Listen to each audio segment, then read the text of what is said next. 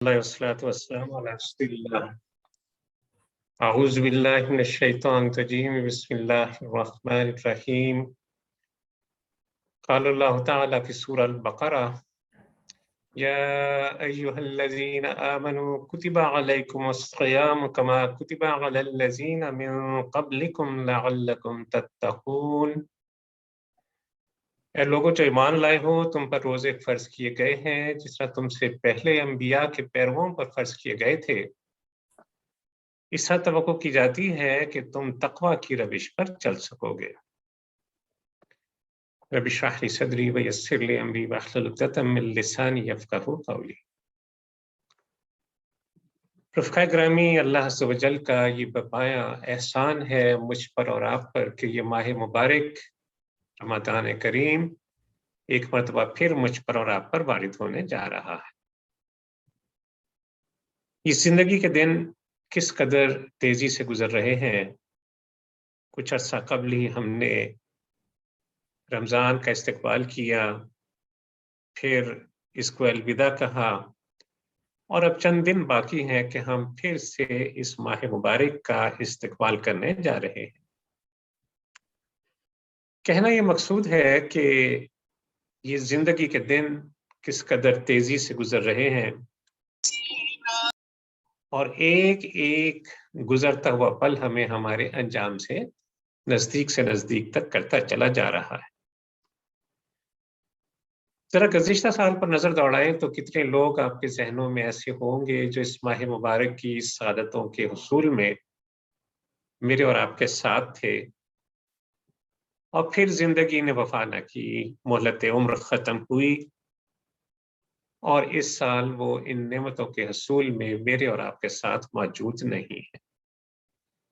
और अगर साल आइंदा का सोचिए तो न जाने हम जो 13-14 अफराद यहाँ मौजूद हैं इस वक्त, हम में से कौन कौन खुशबख्त होगा जिसको ये माह मुबारक फिर से नसीब होगा।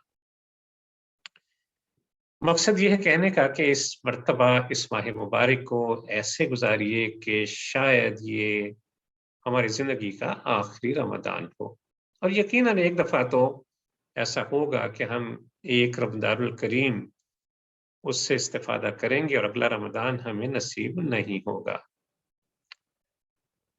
तो भाइयों, शाबान का महीना दबे पांव तेजी से गुजर रहा है और फिर वो महीना जिसका मैं और आप बड़ी बेचैनी से साल भर इंतजार करते हैं, वो बस हम पर दस्तक देने के लिए तैयार खड़ा है। रजब और शाबान को रसूलुल्लाह सल्लल्लाहु अलैहि वसल्लम इसकी आमद से ही इन दो यानी रमज़ानुल करीम से आने के 2 माह पहले से ही इसकी तैयारियां शुरू कर देते थे और बड़ी बेचैनी से इसका इंतजार रहता था। रसूलुल्लाह सल्लल्लाहु अलैहि वसल्लम ये दुआ अल्लाह ताला से किया करते थे कि अल्लाह मेरी उम्र में इतनी बरकत फरमा दीजिए कि मैं ये 2 माह की घाटी यानी रजब और शाबान के ये 2 महीने सही सलामत गुजार लूं और अपने महबूब और मतलूब मेहमान रमज़ानुल करीम को पालूं। तो जरा गौर कीजिए कि अभी 2 माह बाकी हैं, लेकिन नबी सल्लल्लाहु अलैहि वसल्लम का इश्तियाक किस कदर छलका पड़ता है। इसी तरह रमज़ान के इस्तकबाल के लिए हमारी तबीयतों को भी माइल होना चाहिए, इस तरह आमादा होना चाहिए और इसलिए कि हम रमज़ानुल करीम से ज़्यादा इस्तिफ़ादा कर सकें। रमज़ान की बरकतों से, इसकी रहमतों से, इसकी नेमतों से ज़्यादा फ़ायदा उठाया जा सके, अल्लाह अज़्ज़ व जल से मग़फ़िरत और बख्शिश का परवाना हासिल किया जा सके और जन्नत में दाखिले के लिए राह को हमवार किया जा सके। तो भाइयों, बस अब चंद दिन की बात रह गई कि ये रहमतों की घटा मुझ पर और आप पर बरसने को तैयार है। इस माह मुबारक, इसके फैज़ اس سمندر فیض سے میں اور آپ کیا کچھ حاصل کر سکتے ہیں، اس کا انحصار ان نیتوں پر اور ارادوں پر ہے جو اس ماہ کے آنے سے پہلے تیاری کے زمرے میں اور آپ کرتے ہیں۔ بھائیو، یہ بڑا ہی بابرکت مہینہ ہے جس میں اللہ عز و جل نے ایک ایسی رات رکھی ہے جو شب قدر، جو 1000 مہینوں سے بہتر ہے۔ اس ماہ کے روزے اللہ تعالیٰ نے فرض فرمائے ہیں، اور اس راتوں کو جاگنا، اللہ کے حضور کھڑے ہونا، قیام کرنا، نماز تراویح، اس کو نفل عبادت مقرر کیا گیا ہے۔ اور یہ بھی اچھی طرح جان لیجئے کہ اس ماہ میں رحمت اللہ تعالیٰ کی اپنے پورے جوش پر ہوتی ہے، اور نوافل کا ثواب بھی فرائض کے برابر ادا کیا جاتا ہے۔ تو جو شخص اس مہینے میں نوافل جس درجے میں بھی ادا کرے، جس قدر بھی ادا کرے، اس کو باقی رمضان کے علاوہ دنوں کے تحت فرض نمازوں کا، فرضوں کا ثواب ملے گا۔ اور پھر جو اس مہینے میں فرض عبادت کرے تو اس کے لیے تو پھر مزید 70 گنا بڑھا کر اجر کا اللہ تعالیٰ نے وعدہ فرمایا۔ تو رمضان صبر کا مہینہ ہے، اور صبر کا بدلہ جنت ہے۔ پھر یہ ہمدردی کا مہینہ ہے، مواخات کا مہینہ ہے، مواسات کا مہینہ ہے، غمخواری کا مہینہ ہے۔ اللہ کے ان بندوں کی طرف میلان بڑھتا ہے جنہیں اللہ نے اپنے فضل سے نسبتاً کم نوازا ہے۔ اس ماہ مبارک میں رزق میں وسعت کر دی جاتی ہے، اور اگر کوئی شخص کسی روزے دار کا روزہ افطار کروائے تو بغیر روزے دار کے اجر میں کمی کیے اس افطار کروانے والے کو بھی ایک مقبول روزے کا اجر دیا جائے گا۔ ہدایت یہ کی گئی ہے کہ رمضان میں اپنے جو ماتحت ہیں، غلام ہیں، زیر دست ہیں، ان سے رحمت کا، شفقت کا سلوک کیا جائے۔ تو بھائیو، رمضان ایک سفر ہے، اور آپ جانتے ہیں کہ سفر کی تیاری سفر شروع ہونے سے پہلے کی جاتی ہے، سفر شروع ہونے کے بعد نہیں کی جاتی۔ تو رمضان ایک سفر ہے تزکیے کا، رمضان ایک سفر ہے رشد و ہدایت کا، اور رمضان ایک سفر ہے تقویٰ اور پرہیزگاری کے حصول کا۔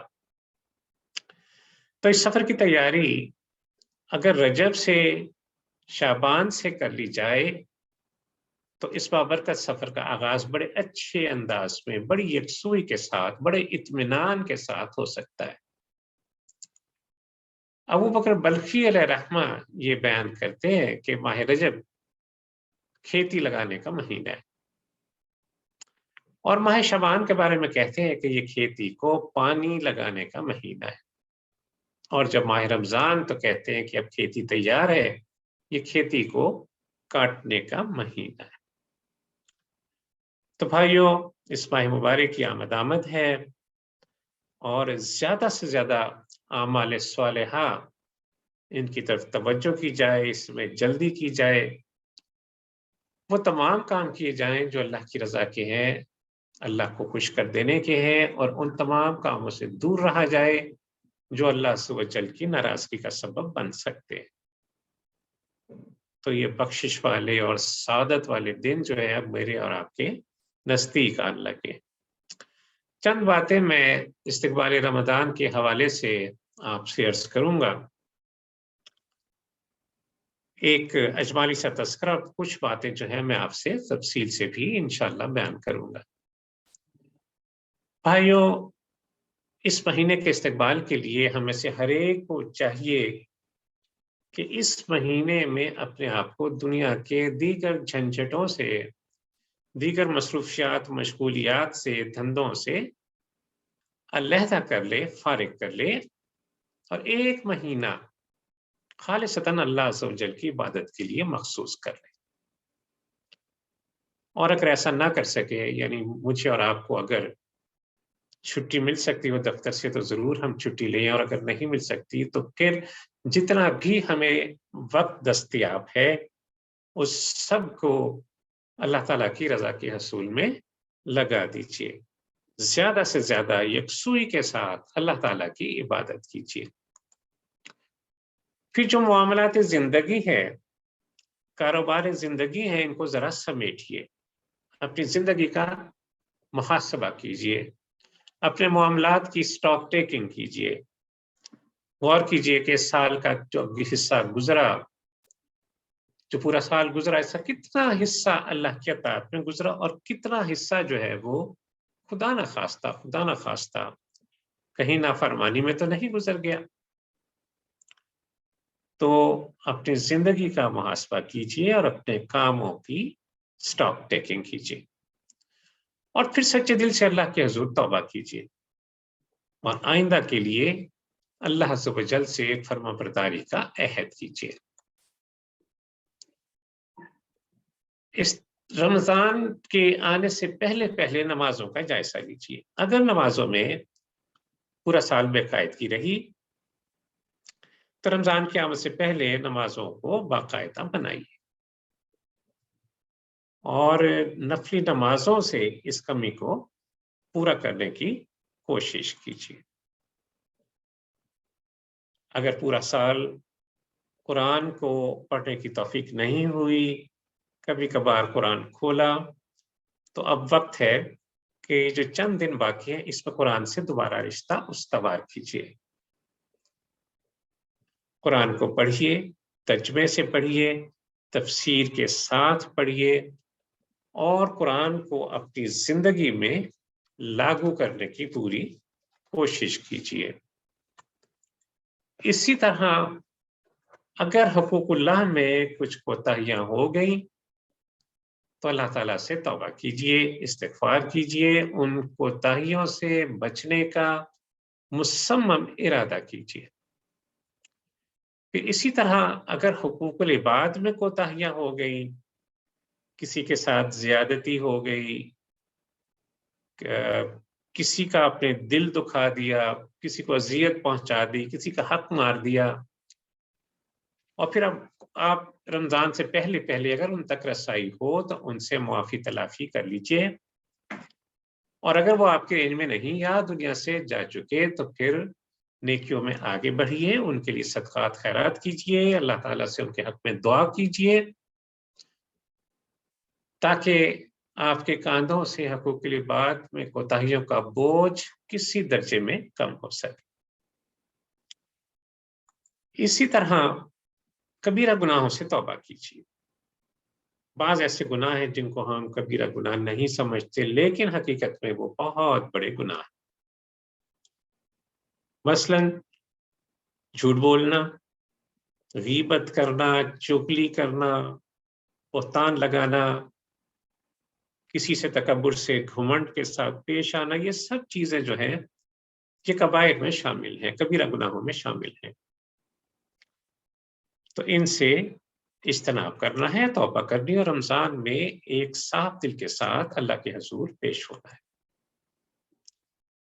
اسی طرح ذرا اپنی کمائی کا جائزہ لیجئے کہ اس پورے سال میں جو گزرا ہم نے کیا کچھ جائز اور خدا نخواستہ کہیں کوئی ایسی چیز جو ناجائز کے زمرے میں آتی ہو وہ تو ہماری کمائی میں شامل نہیں ہو گئی۔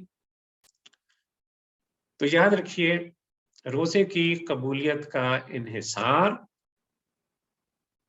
خالصتاً آپ کی رزق حلال پر ہے، آپ کی کمائی پر ہے۔ بلکہ روزے ہی نہیں، جتنی بھی عبادات ہیں ان سب کی قبولیت کا انحصار حلال کمائی پر ہے۔ ذرا غور کیجئے کہ سارا دن تو ہم کھانے پینے سے جو حلال ہے اس سے رکے رہے، لیکن کیا غضب کہ جب ہم نے افطار کیا تو جس کھجور سے ہم نے روزہ کھولا وہ ہماری حلال کی کمائی کی نہیں، تو جان لیجئے کہ روزہ تو افطار کے ساتھ ہی دم توڑ گیا۔ آج ہی سے کوشش کیجئے اپنی تمام کمائی کا جائزہ لیجئے، جائز کا، حرام اور حلال کا، اس کا سختی سے اس کی پابندی کیجئے۔ پھر یہ کہ نفسانی خواہشات سے اجتناب کیجئے۔ صرف کھانے پینے سے اور نفسی خواہشات سے رک جانا ہی روزے کو تک مکمل نہیں کر دیتا، بلکہ آپ کو اپنے تمام اعضائے جسمانی کی حفاظت کرنا ہے، خاص طور پر آنکھ کی اور زبان کی۔ قرآن مجید میں اللہ تعالیٰ کا ارشاد ہے کہ کل المؤمنین یغضوا من ابصارهم ویحفظوا فروجهم ذلک ازکی لہم ان اللہ خبیر بما تصنعون۔ اے نبی صلی اللہ علیہ وسلم مومنین سے کہہ دیجئے کہ اپنی نظروں کو جھکا کے رکھیں اور اپنی شرمگاہوں کی حفاظت کریں، ذالک ازکی لہم۔ اور اس طرح فوراً ہی اگلی آیت میں خواتین کے لیے آ گیا کہ کل المؤمنات یغضضن من ابصارہن ویحفظن فروجہن۔ اور یہ قرآن میں بہت ریئر ہے کہ دونوں ایک ہی حکم کو دونوں کے لیے الگ الگ بیان کیا جائے۔ اس ماہ مبارک میں نظر کی حفاظت کا خاص بندوبست کیجیے، خاص اہتمام کیجیے۔ دوسرے زبان کے معاملات میں بہت احتیاط کیجیے، کم بولیے، کوئی بات زبان سے کوئی کلمہ ایسا نہ نکل جائے جو رب کو ناراض کرنے والا۔ پھر رمضان جو ہے یہ تو تقویٰ کے اصول کا مہینہ ہے، اور تقویٰ کیا ہے؟ اللہ سے ڈر۔ تین باتیں اس سے بہت اہم ہیں۔ نمبر ایک کہ اللہ عز و جل اپنے علم اور اپنی قدرت کی بنا پر ہر جگہ موجود ہے۔ نمبر دو، وہ علیم ہے، خبیر ہے، بصیر ہے، میرے ہر کام پہ اس کی نظر ہے، وہ مجھے سن بھی رہا ہے، وہ مجھے دیکھ بھی رہا ہے۔ پہلی بات کیا ہوئی کہ اللہ عز و جل اپنی قدرت اور علم کی بنا پر ہر جگہ موجود ہے، ہر چیز کو۔ دوسری بات کہ وہ دیکھ رہا ہے، سن رہا ہے، میرے دل میں اٹھنے والے وسوسے تک سے باخبر۔ اور تیسری بات کہ جب یہ دو باتیں پکی ہو جائیں تو وہ تقویٰ کی چوٹی ہے، یعنی اس کو پا لینے کی ایک کہی ہائٹ ہے، ایک کلائمیکس ہے کہ جب میرا رب مجھے دیکھ رہا ہے، مجھے سن رہا ہے، تو بس پھر مجھ سے کوئی ایسا کام نہ ہو جائے جس سے میرا رب مجھ سے ناراض ہو جائے۔ بس یہ چٹکی، یہ بے چینی، یہ تامل کی کیفیت جو ہے دل میں چلتی رہنی چاہیے۔ تو بھائیو، رمضان المبارک اس تک صحیح سلامت پہنچ جانا یہ اللہ تعالیٰ کا بہت بڑا احسان ہے، عظیم نعمت ہے، نیکیوں کا موسم بہار ہے۔ اس کی آمد پر خوشیاں منانی چاہیے۔ اس پہ قرآن جیسی عظیم نعمت اللہ تعالیٰ نے عطا کی۔ یا ایھا الناس قد جاءتکم موعظۃ من ربکم وشفاء لما فی الصدور وہدی ورحمۃ للمؤمنین قل بفضل اللہ وبرحمتہ فبذلک فلیفرحوا وخیر مما یجمعون۔ کہ لوگوں تمہارے پاس تمہارے رب کی طرف سے نصیحت آ گئی، یہ وہ چیز ہے جس میں دلوں کے امراض کی شفا ہے، اور جو اسے قبول کر لے ان کے لیے رہنمائی اور رحمت۔ اے نبی صلی اللہ علیہ وسلم کہہ دیجئے یہ اللہ کا فضل اور اس کی مہربانی ہے کہ یہ چیز اس نے بھیجی، یہ قرآن آپ کو عطا کیا گیا، اس پر تو لوگوں کو خوشی منانی چاہیے، اور یہ ان سب چیزوں سے بہتر ہے جنہیں لوگ سمیٹ رہے ہیں۔ تو بھائیو، یہ قرآن اللہ تعالیٰ کی بہت بڑی نعمت ہے جو مجھے اور آپ کو عطا کی گئی ہے، اور اس قرآن کی نزول کا یہ مہینہ، اس پر ہمیں خوشیاں منانی چاہیے، رب کا شکر ادا کرنا چاہیے کہ اس نے ہمیں زندگی گزارنے کا ایک آئین عطا کیا قرآن کی شکل۔ پھر یہ کہ اللہ تعالیٰ سے توبہ کرنی چاہیے، ہر وقت توبہ اور استغفار کرتے رہنا چاہیے۔ رمضان کی آمد سے پہلے آپ ایک عادت ڈال لیجئے، अस्तगफिरुल्लाह, अस्तगफिरुल्लाह, अस्तगफिरुल्लाह अल्लज़ी ला इलाहा इल्ला, अस्तगफिरुल्लाह, अस्तगफिरुल्लाह रब्बी मिन कुल्लि ज़ंबि व अतूबु इलैह। तो इसकी एक आदत जो है अल्लाह ताला से इस्तिग़फ़ार करते रहने की डाल लीजिए। शाबान जिस महीने से मैं और आप गुजर रहे हैं, इसको शहर तौबा कहा गया है। ये तौबा का महीना है। इस माह में कसरत से तौबा इस्तिग़फ़ार की जाए। तौबा आपके दिल को इत्मीनान बख्शेगी, आपके कल्ब को इत्मीनान बख्शेगी और फिर अल्लाह ताला की अताअत की तरफ आपका दिल, दिमाग, आपका जिस्म माइल हो जाएगा। और आजकल जो उम्मत मुस्लिमा जिन हालात से गुजर रही है, इसमें तो एक इज्तिमाई तौबा की भी अशद ज़रूरत है।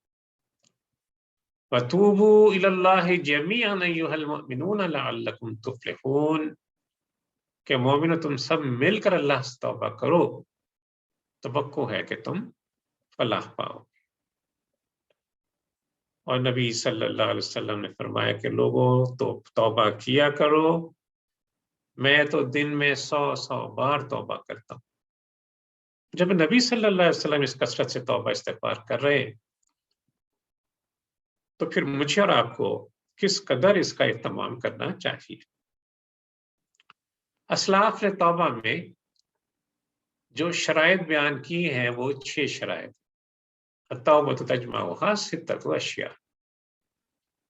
गुनाहों पर नादिम हो, जो फर्ज छूट गए हैं उनको अदा किया जाए, जिसका हक मारा है उसको हक लौटाया जाए, जिस पर जुल्म सरजद हो गया उससे मुआफ़ी तलब की जाए, और फिर अपने दिल में मजबूत अज़्म किया जाए कि आइंदा मैं इस गुनाह में मुब्तला नहीं होऊंगा। और फिर आखिरी चीज के जिस तरह गुनाह से लज्जत ली थी, इसी तरह इबादत से बदन को थकाया जाए, बदन को खुलाया जाए। तो भाइयों, तौबा और इस्तिग़फ़ार में बरकत ही बरकत है। वादा है अल्लाह ताला का कि वो हर परेशानी से निजात अता फरमाए। रसूलुल्लाह सल्लल्लाहु अलैहि वसल्लम ने फरमाया कि मन लज़िमल इस्तिग़फ़ार जअलल्लाहु मिन कुल्लि हम्मिन फ़रजा व मिन कुल्लि दीक़िन मख़रजा व रज़क़हु मिन हैसु ला यहतसिब, कि जिसने इस्तिग़फ़ार को लाज़िम कर लिया, अल्लाह से जल उसके लिए हर परेशानी से निजात का रास्ता और हर तंगी से निकलने का रास्ता पैदा कर देंगे। और अल्लाह वहां से रिज़्क़ देगा जहां बंदे का ख्याल भी ना जाता। तो रमज़ानुल करीम आ रहा है, उससे पहले पहले अपने आप को इस्तिग़फ़ार का आदी बना लीजिए। और उस जरा बशारत देखिए नबी सल्लल्लाहु अलैहि वसल्लम की उस शख्स के लिए जो कसरत से इस्तिग़फ़ार करे। फरमाया तूबा लिमन वजद फी सहीफ़तिही इस्तिग़फ़ारन कसीरा। मुबारकबाद है उस शख्स के लिए जिसे जब नामे अमाल हाथ में पकड़ाया जाए तो उस नामे अमाल में कसरत से इस्तिग़फ़ार लिखा हो। तो अल्लाह ताला हमें कसरत से इस्तिग़फ़ार करने की तौफ़ीक़ अता फरमाए। रमज़ान के लिए नफ़िल नमाज़ों का इत्माम कीजिए। 5 नमाज़ें हम पढ़ते हैं, तहज्जुद की एक नमाज़ जो है इसका इज़ाफ़ा कीजिए। याद रखिए कि बेहतरीन इबादत नमाज है, और फ़र्ज़ के साथ-साथ अगर अल्लाह ताला की तौफ़ीक़ से नफ़ली नमाज़ों का भी एहतमाम शुरू हो जाए तो ये अल्लाह की बड़ी इनायत हो। अम्मन हुवा क़ानितुन आना अल-लैलि साजिदन व क़ाइमन यहज़रुल आखिरत व यरजू रहमत रब्बी, कि रविश तो उस शख्स की बेहतर है जो मतीय फरमान है, रात की घड़ियों में अपने रब के हुजूर खड़ा रहता है, रुकू सुजूद करता है और आखिरत के दिन से डरता है, और फिर अपने रब से रहमत की उम्मीद लगाता। फजर की जो सुन्नतें हैं उनका खास तौर पर एहतमाम कीजिए। रकअतुल फज्र खैरुम मिनद दुनिया व मा फीहा, आपसे सुन फरमाया कि 2 रकअत नमाज फज्र यानी इसकी 2 सुन्नतें फज्र की, दुनिया और मा फीहा की हर चीज से बढ़कर। तो भाइयों, इसके साथ साथ दुआओं का, अज़कार का एहतमाम कीजिए। आपका कोई लम्हा दुआओं से और जिक्र से खाली ना हो। उठते, बैठते, चलते, फिरते اللہ کو یاد کرتے رہیے، اس سے دعا کرتے رہیے، اس کے ذکر کرتے رہیے۔ رسول اللہ صلی اللہ علیہ وسلم فرمایا کہ دعا لا یرد بین الاذان والاقام، کہ اذان اور نماز کے درمیان کے وقت دعائیں رد نہیں کی جاتی۔ اس طرح فرمایا کہ اگر کوئی شخص طلوع شمس تک اپنے مصلی پر فجر کی نماز پڑھنے کے بعد بیٹھا رہے اور پھر 2 نفل پڑھے سورج نکلنے پر اور اپنے گھر کو پلٹ آئے تو اس کے لیے بہت فضیلت۔ ایک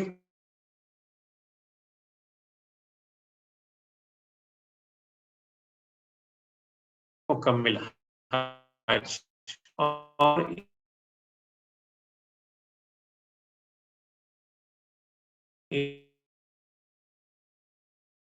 ایک عمدہ کیجیے، لیکن اچھے سے ہی ہوگا، مسجد میں بیٹھے رہنے کے حوالے سے ہی گنا جائے گا۔ اور پھر آپ سورج نکلنے تک اللہ تعالیٰ کو یاد کرتے رہیے، حمد و ثنا اس کے بیان کرتے رہیے اور پھر 2 نفل پڑھ لیجئے، انشاءاللہ آپ کو مکمل حج اور قبول عمرے کا ثواب دیا جائے گا۔ بھائیوں، یہ 2 مہینے رجب اور شعبان، اس میں ہمیں روزوں کی تیاری کرنی، خاص طور پہ شعبان میں رسول اللہ صلی اللہ علیہ وسلم بہت کثرت سے روزے رکھتے تھے۔ عائشہ رضی اللہ تعالیٰ عنہ بیان کرتی ہے کہ میں نے رسول اللہ صلی اللہ علیہ وسلم کو ماہ رمضان کے علاوہ کسی اور مہینے کے مکمل روزے رکھتے ہوئے نہیں دیکھا۔ ماہ رمضان میں آپ صلی اللہ علیہ وسلم مکمل روزے رکھتے تھے اور شعبان کے علاوہ کسی اور ماہ میں زیادہ روزے رکھتے، اس کے علاوہ کسی اور مہینے میں زیادہ روزے رکھتے نہیں دیکھا۔ اور آپ صلی اللہ علیہ وسلم کے خادم خاص اسامہ بن زید رضی اللہ تعالیٰ عنہ، صاحبزادے زید رضی اللہ تعالیٰ عنہ، نبی صلی اللہ علیہ وسلم سے دریافت کرتے ہیں کہ اللہ کے رسول، میں دیکھتا ہوں کہ آپ جتنے روزے شعبان میں رکھتے ہیں اتنے کسی اور مہینے میں نہیں رکھتے۔ اور کیا خوبصورت جواب نبی صلی اللہ علیہ وسلم نے فرمایا کہ رجب اور رمضان کے درمیان یہ وہ مہینہ ہے جس سے لوگ غافل رہتے ہیں۔ فرمایا یہ شعبان وہ مہینہ ہے، ان 2 مطلب رجب اور شعبان کے بعد رمضان سے پہلے، یعنی یہ وہ مہینہ ہے جس میں اعمال رب العالمین کی طرف اٹھائے جاتے ہیں۔ فرمایا اس لیے میں پسند کرتا ہوں کہ میرے عمل اٹھائے جائیں تو میں حالت روزہ میں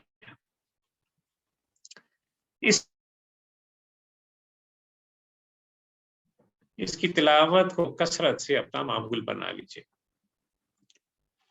یا ایھا الناس قد جاءتکم موعظۃ من ربکم وشفاء لما فی الصدور وہدی ورحمۃ للمؤمنین، کہ لوگوں تمہارے پاس تمہارے رب کی طرف سے نصیحت آ گئی اور یہ وہ چیز ہے جس میں دلوں کے امراض کی شفا ہے، اور جو اسے قبول کر لے ان کے لیے رہنمائی ہے اور ہدایت، رحمت۔ تو بھائیوں، اللہ عز و جل بڑا رحیم ہے، قرآن اس کی سب سے بڑی رحمت ہے۔ ہم مسلمان بڑے خوش نصیب ہیں کہ اللہ نے یہ رحمت، یہ نعمت ہمارے سپرد فرمائی۔ دنیا کی کوئی نعمت قرآن کے برابر نہیں ہو سکتی۔ لیکن بھائیوں، برا نہ مانیے گا، قرآن سے ہمارا تعلق جو ہے بڑا واجبی سا رہ گیا ہے۔ قرآن کو پڑھتے ضرور ہیں کبھی کبھار، لیکن قرآن کو سمجھتے نہیں ہیں۔ ابھی میں نے آپ سے کہا کہ ہم مسلمان جو ہیں وہ بڑے خوش نصیب ہیں کہ اللہ نے یہ نعمت ہمارے سپرد فرمائی، لیکن مجھے کہنے دیجئے کہ یہ بڑی ہی بد نصیبی کی بات ہے، بڑی بد نصیبی کا معاملہ ہے کہ ہم نے اس نعمت کی قدر کو نہ جانا۔ ہم نہیں جانتے کہ قرآن میں کیا لکھا ہے، ہمیں نہیں معلوم قرآن کس طرح ہمارے لیے ہدایت کی کتاب بن سکتا ہے، بس ہم تو اسے محض ثواب کی خاطر پڑھتے رہتے ہیں۔ حالانکہ قرآن جو ہے وہ ثواب کی کتاب نہیں، قرآن ہدایت کی کتاب ہے۔ ثواب تو آپ کو ملنا ہی ملنا ہے، ہر حرف پر آپ کو 10 نیکیاں ملنی ہی ملنی ہے، تو ثواب بائی پروڈکٹ ہے۔ اصل مقصد قرآن کا اس سے ہدایت طلب کرنا ہے۔ تو بھائیوں، ہم سے پہلے یہود اللہ کے کلام کے، اللہ کی کتاب کے حامل بنائے گئے، جب انہوں نے تورات کا حق ادا نہیں کیا تو قرآن نے انہیں اس گدھے سے تشبیہ دی جس کے اوپر کتاب لدیوں، مثل الذین حملوا التوراۃ ثم لم يحملوها كمثل الحمار يحمل اسفارا، ان لوگوں کی مثال جنہیں تورات کا حامل بنایا گیا پھر انہوں نے اس کا بار نہیں اٹھایا، یعنی اس کے حقوق ادا نہیں کیے، تو ان کی مثال اس گدھے کی سی ہے جس پر کتاب لدی ہو۔ یہ آیت پڑھ کر بڑا ہی دکھ ہوتا ہے بھائیوں۔ آج ہم قرآن کے حامل بنائے گئے، وہ تورات کے حامل بنائے گئے تو ہم قرآن کے حامل بنائے گئے۔ آج ہم نے اس کا بار کس درجے میں اٹھایا؟ آج ہم نے اپنی زندگیوں کی آرائش قرآن سے کس درجے میں کی؟ ہمارا حال بھی حاملین تورات سے مختلف نہیں۔ ذرا دل پر ہاتھ رکھ کر بتائیے کہ حاملین تورات سے دور ہوئے تو اللہ کی رحمت سے دور ہو گئے نا؟ اور آج مسلمان اگر قرآن سے دور ہیں تو یقیناً وہ بھی اللہ کی رحمت سے دور ہیں، اور پھر جو اللہ کی رحمت سے دور ہو جائے وہ پھر اللہ کی لعنت کا مستحق ہو جاتا ہے، کہتے ہوئے خوف آتا ہے۔ لیکن حقیقت یہی ہے کہ اللہ تعالیٰ نے اپنی نظر رحمت کو آج امت مسلمہ سے ہٹا لیا ہے۔ تو بھائیوں، ہم روبہ زوال ہیں صرف اس وجہ سے کہ ہم قرآن سے دور ہیں۔ نبی صلی اللہ علیہ وسلم نے فرمایا کہ ان اللہ یرفع بہذا الکتاب اقواما ویضع بہ آخرین، کہ قرآن تو وہ کتاب ہے جس کے ذریعے اللہ تعالیٰ کتنی قوموں کو عروج عطا فرمائے گا، اور جو قرآن کو چھوڑ دیں گے ان قوموں کو اللہ تعالیٰ زوال پذیر کر دے گا، ان کو گرا دے گا۔ آج جو ہمارا زوال ہے وہ اسی وجہ سے کہ ہم نے قرآن جیسی کتاب کو ہدایت کی کتاب نہیں بنایا بلکہ محض ایک ثواب کی کتاب بنا کر چھوڑ دیا۔ میں آپ سے عرض کروں، اس رمضان میں آپ اکثر سنتے ہوں گے کہ میں نے 1 مرتبہ، میں نے 2 مرتبہ، میں نے 3 مرتبہ قرآن ختم کیا۔ ضرور قرآن کو ختم کیجئے، لیکن 1 مرتبہ ختم کیجئے، اور اس طرح ختم کیجئے کہ جیسا کہ قرآن کی تلاوت کرنے کا حق ہے۔ ایک آیت پڑھیے، اس آیت پر اپنا محاسبہ کیجئے، اپنے آپ کو جانچیے کہ میں کہاں کھڑا ہوں، اور پھر اگر خدا نخواستہ اللہ کے اس حکم سے کوئی سرتابی ہو رہی ہے تو اللہ سے توبہ کیجئے اور مصمم ارادہ کیجئے، توفیق طلب کیجئے کہ اللہ تعالیٰ مجھے راہ ہدایت نصیب کرے، اور پھر اگلی آیت کی طرف جائیے، پھر وہاں رکیے، غور و فکر کیجئے، اپنے آپ کو اس آیت کے معیار پر پرکھیے۔ یہ ہے قرآن کو پڑھنے کا طریقہ۔ تو میں آپ سے یہی کہوں گا کہ صرف 1 مرتبہ قرآن کو ختم کیجئے، لیکن ترجمے کے ساتھ، تفسیر کے ساتھ، ہر آیت پر رک کر اپنا جائزہ لیتے ہوئے قرآن کو پڑھیے۔ آخری بات جو بھائی آپ سے کہوں گا، یہ قرآن ہمدردی کا مہینہ ہے، مواخات اور مواسات کا مہینہ ہے۔ نبی صلی اللہ علیہ وسلم نے فرمایا کہ صبر کا مہینہ ہے اور صبر کا بدلہ جنت ہے۔ یہ ہمدردی کا، یہ غمخواری کا مہینہ ہے۔ تو جو شخص اس ماہ مبارک میں کسی کا روزہ افطار کروائے تو روزے دار کے اجر میں کمی کیے بغیر اس روزہ کھلوانے والے کا، افطار کروانے والے کو ایک مکمل قبول روزے کا ثواب، اجر جو ہے عطا کیا جائے گا۔ آپ کے وطن میں کتنے لوگ ہیں جو سحر اور افطار کی جنہیں جو مناسب خوراک ہے وہ دستیاب نہیں ہے؟ تو بھائیو، یہ غمخواری کا مہینہ ہے، یہ مواخات بھائی چارے کا مہینہ ہے، یہ ان کے دکھ درد میں شریک ہونے کا مہینہ ہے۔ وطن عزیز میں ایک بڑی اکثریت جو ہے وہ بلو دا پاورٹی لائن، ایک جو خط غربت کی لکیر ہے اس سے نیچے زندگی کو بسر کر رہی ہے۔ 2 وقت کی روٹی ڈھنگ سے نصیب نہیں ہے، قرضوں کے بوجھ لدے ہیں، کمروں کو دوہرا کر دیا قرضوں نے، لوگ غموں سے دبے ہوئے ہیں، غذا نہیں دستیاب، صحت کی سہولتیں نہیں ہیں، تعلیم کی سہولتیں یہ ہر ایک کو دستیاب نہیں ہیں۔ چادر سے سر ڈھانپے تو پاؤں ننگے ہوتے ہیں، اور پاؤں کو کور کرے تو سر کھل جاتا ہے۔ عجیب صورتحال ہے۔ اور ہمارے سندھ اور بلوچستان کے بہت سے اندرون علاقے ایسے ہیں جہاں لوگوں کو میلوں پانی کے لیے پیدل چل کے جانا پڑتا ہے اس تپتی دھوپ اور اس رمضان کی گرمی میں۔ تو بھائیوں غور کیجئے، ایک طرف ہمارے دسترخوان انواع اقسام کی نعمتوں سے بھرے ہوں، اور دوسری طرف ہمارے دینی بھائیوں کو بمشکل روٹی کا ایک خوش ٹکڑا دستیاب ہو۔ ہمارے روزے قبولیت کے کس درجے کو پہنچیں گے؟ انما المؤمنون اخوہ، یہ کیسا بھائی چارہ ہے کہ ایک کے دسترخوان اٹے ہوئے اللہ کی نعمتوں سے، اور دوسرے کے دسترخوان پر محض خشک روٹی کے ٹکڑے اور چند گھونٹ پانی۔ اس ماہ مبارک میں اپنے دسترخوان کی نعمتوں کو ذرا سکیڑیے، اور وہ نعمتیں ان دسترخوانوں پہ منتقل کیجیے جہاں یہ نعمتیں دستیاب نہیں ہیں۔ اللہ تعالیٰ آپ کے روزوں کو قبولیت کا شرف دے، مگر یہ جب ہی ہوگا جب آپ ان کی ضروریات کا خیال رکھیں جن کو یہ نعمتیں میسر نہیں ہیں، اور آپ ان کے سلسلے میں جو کچھ خرچ کریں گے اللہ تعالیٰ اس کو اپنے ذمے قرض قرار دے رہا ہے کہ من ذا الذی یقرض اللہ قرضا حسنا فیضاعفہ لہ اضعافا کثیرا، کہ تمہیں کون ہے جو اللہ کو قرض دے اچھا والا قرض، تاکہ اللہ اسے کئی گنا بڑھا چڑھا کر واپس کرے۔ تو بھائیوں، یہ رمضان کا مہینہ غمخواری کا مہینہ ہے، ہمدردی کا، مواقعات و مواسات کا۔ اللہ تعالیٰ سے دعا ہے کہ جو باتیں آج ہم نے آپ کے سامنے رکھی ہیں ان کو مد نظر رکھتے ہوئے چند دن جو باقی رہ گئے ہیں اس میں ہمیں اللہ تعالیٰ اس ماہ مبارک کا بہترین استقبال کرنے کی توفیق عطا فرمائے، ہمیں رمضان کی بہترین تیاری کی توفیق عطا فرمائے، اس ماہ مبارک کی فیوز اور برکات کو زیادہ سے زیادہ سمیٹنے کی توفیق عطا فرمائے۔ اللہ عز و جل اس ماہ مبارک کو ہماری بخشش کا، مغفرت کا ذریعہ بنا دے، ہمیں اسلام پہ زندہ رکھے، حالت ایمان پہ اس دنیا سے لے جائے۔ وصلی اللہ تعالی علی خیر خلقہ محمد وعلی آلہ وصحبہ وسلم۔